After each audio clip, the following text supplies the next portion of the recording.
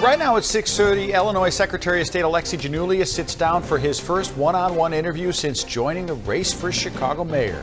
Neighbors helping neighbors in the south suburbs. The cleanup efforts now underway 1 week after a tornado hit their community. Dry Tuesday across the Chicago area, but some rain and storms. They're moving in. Alexi Giannoulias is stepping up his attacks on Chicago Mayor Brandon Johnson as the 2027 mayor's race picks up speed. The Illinois Secretary of State sitting down for his first one-on-one interview since launching his mayoral bid 2 days ago. ABC7 political reporter Craig Wall joining us now with the troubles at City Hall that are drawing criticism. Craig. With another high-level member of the Johnson administration leaving, it has given one of his chief rivals, Alexi Giannoulias, new political ammunition as he makes the case to voters that it's time for change on the 5th floor at City Hall. I feel as if the city's leadership has failed, and I want to be a part of the solution. 2 days after launching his bid for mayor, Alexi Giannoulias taking aim at the man he wants to replace. It comes as Mayor Brandon Johnson's budget director quits on the eve of budget season. It's the latest high-profile defection to hit the administration this year. I'm saying this mayor has not met the moment, and that's not my opinion. Those are facts. We saw it with the resignation, the revolving door of high-level administrators leaving. Giannoulias standing with Governor J.B. Pritzker earlier in the day as he signed into law 2 bills to protect consumers from unfair hikes in auto and homeowners insurance. Today was a great day for the people of Illinois. It's a testament to what we've done in the Secretary of State's office and what we're going to do in City Hall.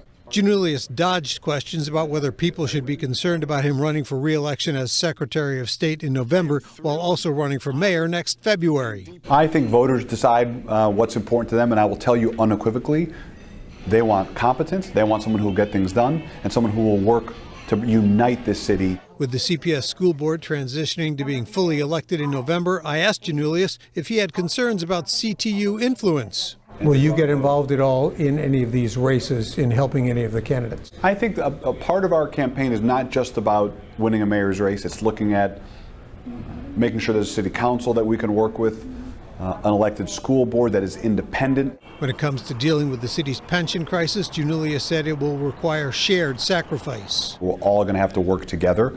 That means organized labor, that means working families, that means elected officials, that means the business community. Mayor Brandon Johnson, meanwhile, says the time is not right for him to announce his plans, even though he says he could govern and campaign at the same time. I just believe that the people of Chicago deserve like a season where their mayor is not involved in a whole bunch of political conversation, right?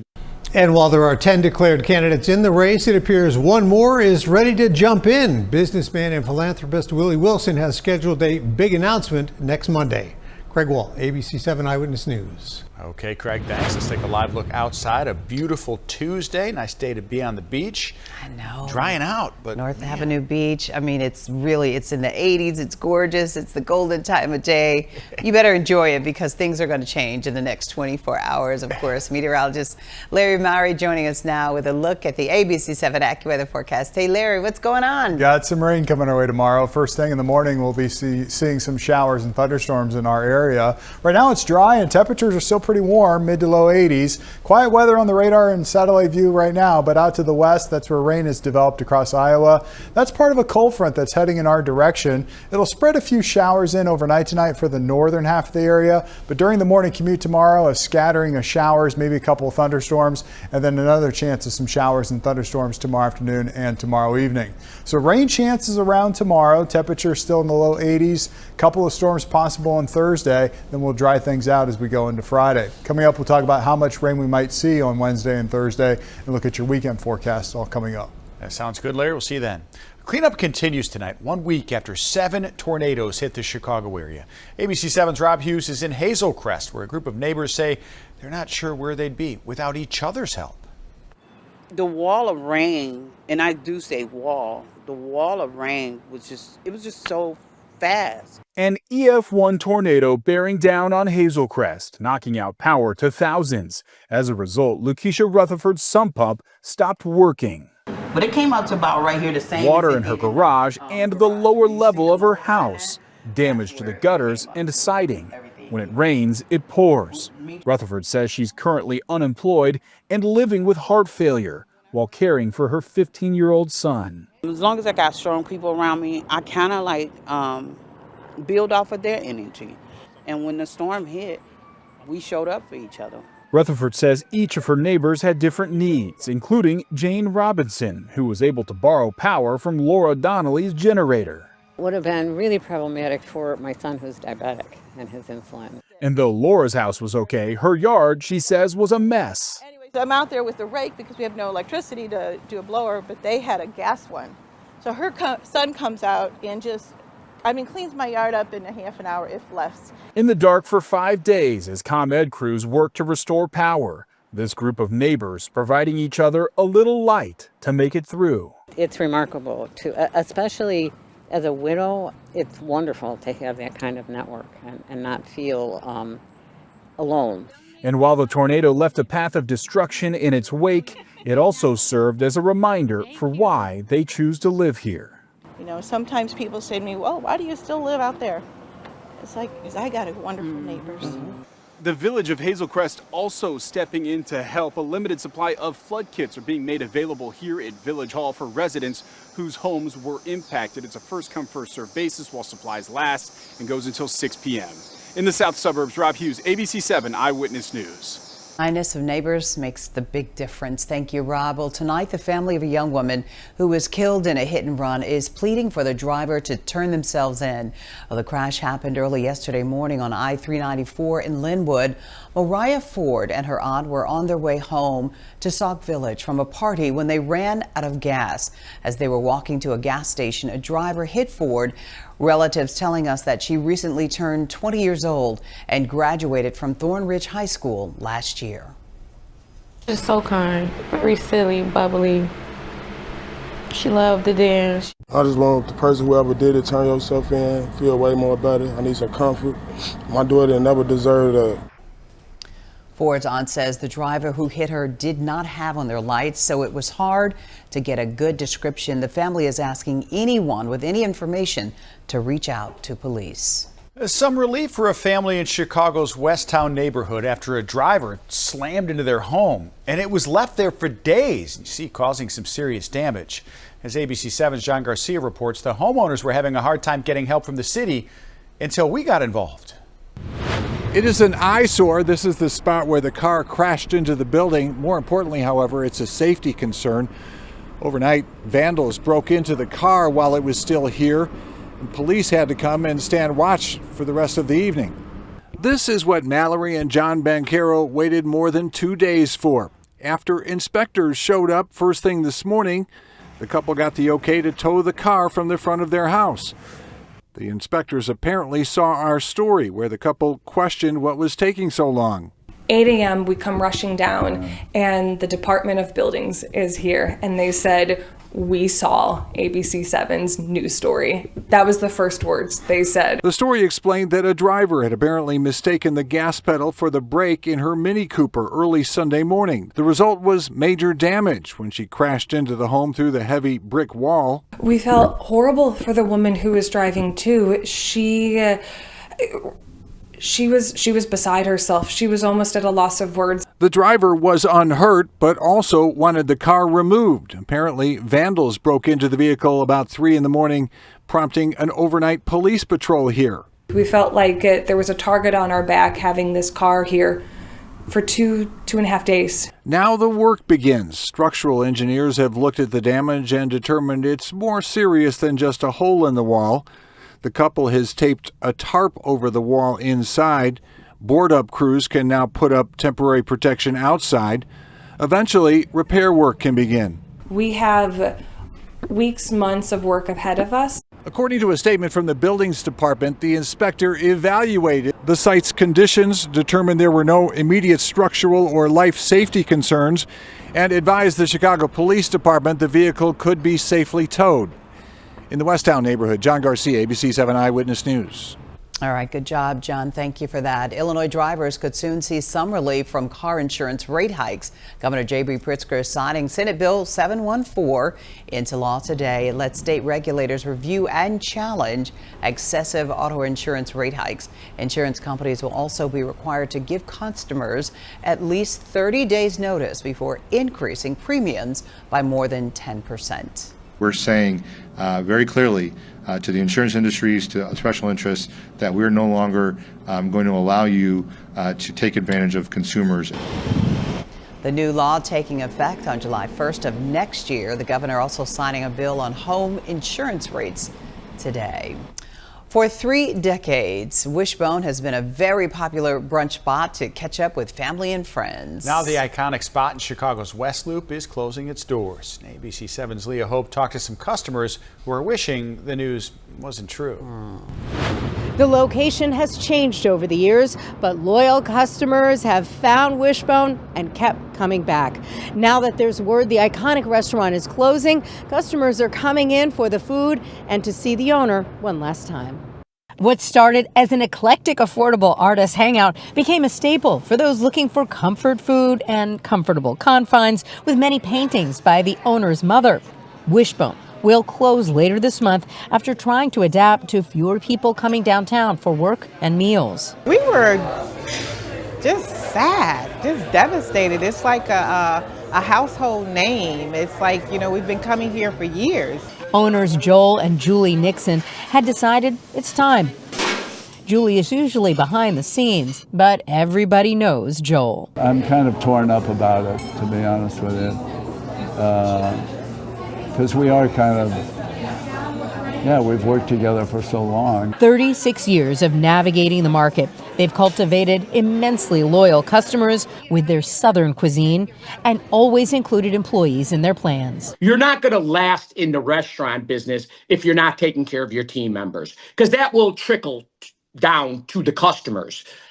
Wishbone knew this. There was of course, the 08 crash, 9/11, you know, there were definitely ups and downs. Many of the employees have been with Nixon for over 25 years. Nixon says the most important part of this transition is making sure to take care of his employees. I want to try to land some people, and people are starting to call me about staff. Nixon says it's overwhelming. People have been sharing their memories at Wishbone. We were in here at least once a week for probably 20 years. You know, and the grandson is 25, lives in Florida. Whenever he comes to visit, the first thing he says is, Wishbone, when are we going to Wishbone? Nixon says he'll likely close at the end of the month, but first he wants to celebrate with staff, past and present, and of course reminisce with customers who have felt comforted in good times and bad. In the West Loop, Leah Hope, ABC7 Eyewitness News. Wow, we are all thinking about the menu, the shrimp and grits. That was my favorite. I mean, so many delicious memories were made there. You know, if you went when there had just been an Oprah taping back in the day, you might see some of the guests. I mean, it was a place to go. I know she would sometimes rent out the whole entire restaurant if some celebrities were on her show, just so they could go eat afterwards. Best of luck to them. And those employees who've been for 2 decades, hopefully they get jobs and continue to have successful careers. Just a staple in the community for sure. Leah, thank you for that report, of course. But coming up tonight, the White House saying what they are saying about the progress to end the war with Iran. Voters headed to the polls in Michigan and 4 other states tonight to cast their ballots in the primary. And the arson suspect now in custody, accused of starting one of the devastating wildfires in Washington state.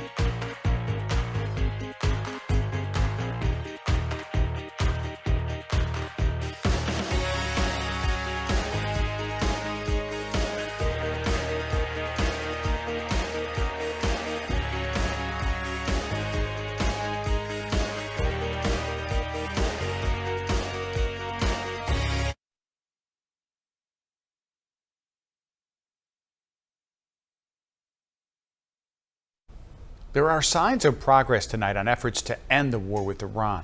Both the U.S. and Iran are praising the talks underway to reopen the Strait of Hormuz. As ABC's Olivia Rubin reports, the stock markets are reacting to the news. Today, the Trump administration touting progress in the negotiations between Iran and Oman to reopen the Strait of Hormuz. Suffice it to say there's been progress made in those talks, but not finality yet. We're hoping that will happen very shortly. On CNBC this morning, Treasury Secretary Scott Bessent with an even more optimistic timeline, saying a deal could come as soon as today. I think there is a chance we may have a deal today or tomorrow to open the strait and move towards a more normalized position in this conflict. An Iranian spokesperson in a statement calling the talks, quote, positive. President Trump leaving the White House today for California, 24 hours after issuing a warning to Iran, saying this is their last chance to make a deal. I think we're going to maybe get something, but I want to give them every last chance before decapitation. Trump saying reopening the strait would be phase one. He says phase two would take even longer. The second phase will be the denuclearization, and that'll take a little while. And with few ships passing through the Strait of Hormuz, the price of gas here at home remains high. On average, more than $4 a gallon, up more than $1 since the war began. Olivia Rubin, ABC News, Washington. The Senate Judiciary Committee voted today to advance Todd Blanche's nomination to serve as Attorney General. That vote was 12-10 along party lines. Republican Senators John Cornyn and Tom Tillis ultimately voted in favor of Blanche after securing an agreement with him. It rescinds the anti-weaponization fund for Trump allies and clarifies the scope of President Trump's IRS settlement agreement. But the top Democrat on the committee, Illinois' Dick Durbin, doesn't buy it. They got a document from Mr. Blanche, which I've read, and I will tell you is virtually unenforceable. I don't understand why these two senators are happy with this outcome. I'm not. The order rescinding the creation of the weaponization fund is binding and would have to be created over again. The full Senate could vote later this week. Well, this is primary day in 5 states, including Michigan, where the U.S. Senate race is now a focal point for the Democrats. Michigan voters are also deciding on nominees to succeed Democratic Governor Gretchen Whitmer, who is leaving due to term limits.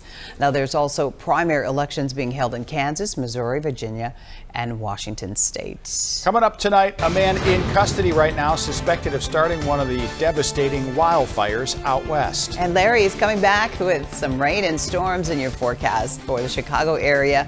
That's for tomorrow. We'll be right back.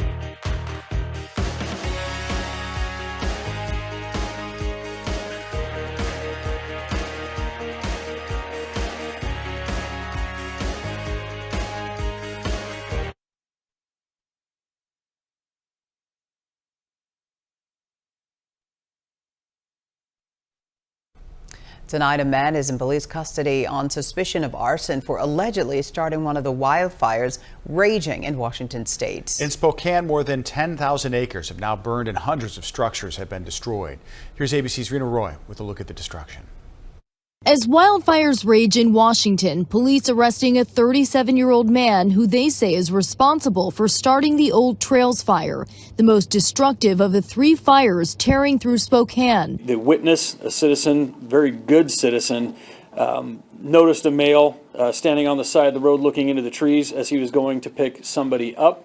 About 10 minutes later, as he was coming back through the area, he noticed the male was bending down near some grass. The suspect, identified as Aaron Farinacci, a convicted felon who's now facing a charge of arson in the 1st degree. In the Spokane area, more than 10,000 acres have burned so far, and dry, breezy conditions today could help fuel the flames. Crews racing to contain the fires. Nearly 70,000 people evacuated. The sheriff says 14 people are unaccounted for.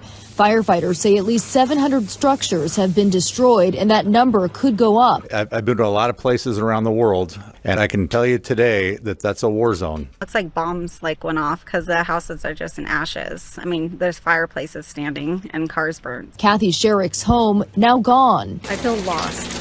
Every memory of my children are down there. Every memory of my grandchildren are down there. I just feel empty. I can't even say I feel hurt. These fires are also creating unhealthy air conditions for much of the Pacific Northwest. Air quality alerts are in effect for most of the region, including nearly all of Washington and Oregon. Rena Roy, ABC News, New York.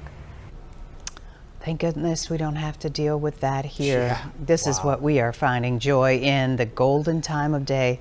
Navy Pier, right? Oh yeah, Navy beautiful. Pier. It's nice. Wow. They moved the camera it looks too. like so a postcard. Hancock Center, the former Hancock Center. I can't keep track of all these names. I know, right? No. We know what you're talking about. about. Like Willis, Such Sears. a beautiful. Oh, that's just so nice. Yeah, it is nice, Larry. Can we keep that going? No, unfortunately not. Yeah, he just said it real quick. Right. There's Larry again. Okay. No, because it gets better after we deal with downer. Well, I tell you, it's not going to rain all day tomorrow, but we got some showers and some storms in the forecast.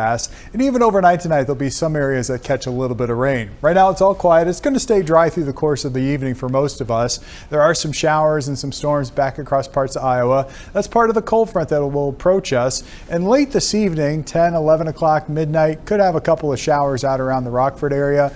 And then after midnight, some showers will be possible. And for the morning commute tomorrow, a couple of showers and thunderstorms may slide on through with another round of activity later tomorrow afternoon and tomorrow evening. Now, the coverage may not be terribly high tomorrow afternoon and tomorrow evening. It will kind of depend on if we get some sunshine. So here's a closer zoomed in view, and I'll take you through the evening hours, showing that chance for a few showers out towards the Rockford area at 10, 11 o'clock tonight. After midnight, some showers up here across Lake McHenry, back into the western suburbs as well. And then for the morning commute tomorrow, a scattering of showers and thunderstorms will be possible. We'll just have to see how active it gets later in the afternoon tomorrow. This particular model doesn't show a lot of activity tomorrow afternoon and tomorrow evening, but the possibility is there for some stronger thunderstorms even as we head into the evening hours of Wednesday. The graph model, not much rain with this model, 1/4 inch to 1/3 of an inch, some higher totals out there towards McHenry, but the GFS model coming in with 1 to 1.5 to 1 3/4 inches of rainfall possibility according to the GFS. So there's some disagreement on how much rain we'll actually see, but the possibility is there for some heavy downpours. Also have a small possibility of some severe weather down to our south and west. There's a level 1 risk of severe weather for tomorrow afternoon.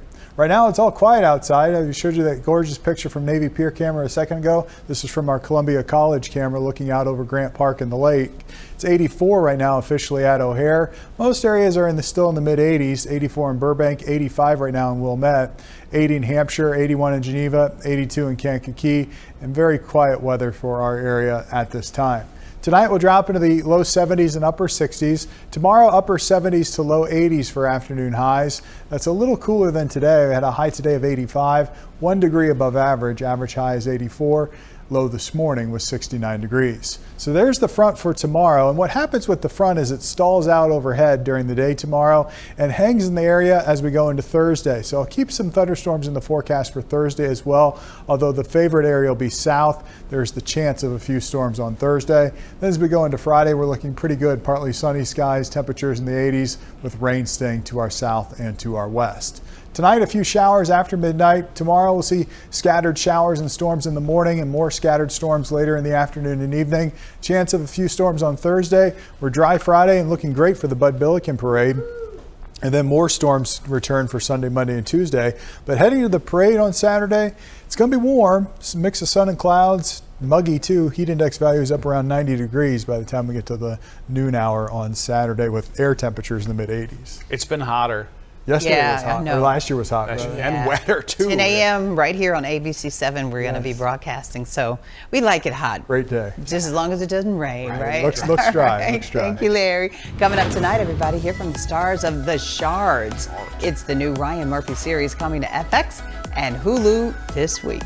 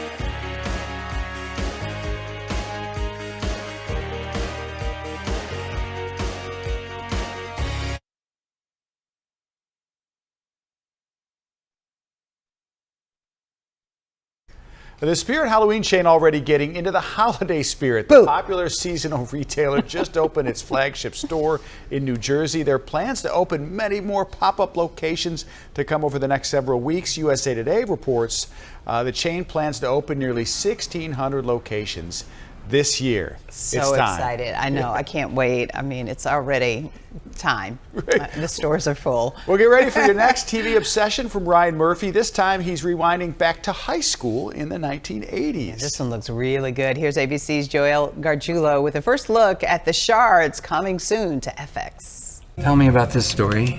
It's about a group of young people. Privilege, paranoia, 1980s Los Angeles, and a world of sun-soaked wealth where everyone feels untouchable until they aren't. The girl is missing. What do you mean missing? FX and Ryan Murphy are turning back the clock in The Shards. Based on the best-selling Bret Easton Ellis novel, the series follows a circle of prep school seniors who find themselves in the path of a serial killer. He's psycho. Listen to yourself. You're the psycho. At the center is Brett, played by Igby Rigney, an aspiring writer who begins to unravel when a magnetic new student arrives. That new student is Robert, brought to life by Homer Gear. Nice to see you again. How are you? And never far from Brett is Debbie, played by Hayes Warner. Also inside the inner circle is Kaya Gerber and Graham Campbell as Susan and Tom. I am this much through episode 8 at this point. This series, I think I have it figured out, and then I have no idea. Maybe Yes. By the way, that's every day for me and Graham. What is something you think that audience will assume about the Shards or your characters that they just get completely wrong? Oh, everything. Talk about I mean, any assumption I think gets kind of subverted. Yeah. There's a lot of other metaphorical undertones for what could be the killer. What does it mean? I can't stop watching it. Even as an audience member, I remove myself from it, but it's just a joy, and it's sexy, and it's scary, and it's glamorous. I think what's exciting about Ryan is you never know what's next, what it could be. I think he has a unique talent to see things in people that they can't see in themselves. And rounding out the world of the Shards, we have Evan Rachel Wood and Jordan Roth as Liz and Steven. We have created this world, this iconic world world of the fashion and the music and the locations and the light and the hair. It's a world you want to live in. Beneath the suspense is a story about being young, about friendship, desire, and the secrets we keep from the people closest to us. You always embellish everything. So if you're ready to go back to a time when the sun never stopped shining and the danger never stopped creeping, get ready to step into the shards. I really could just murder you. Joelle Gargiulo, ABC7 Eyewitness News. That premieres tomorrow on FX and Hulu, but we have to talk about Moose and Yes. Parker. Hi, Parker. Hey, My daughter Parker and our dog Moose. Move over, Frankie. Her baby. All right, yeah. We got a new dog in town. This Hey is there, Moose. that's one of our Disney mascots. Yeah, we got Hey, something Moose. special brewing. Yeah, we'll see you at 10 over Moose at and ABC7. Frankie. Yeah, let's go, Yes. Moose. Who you picking?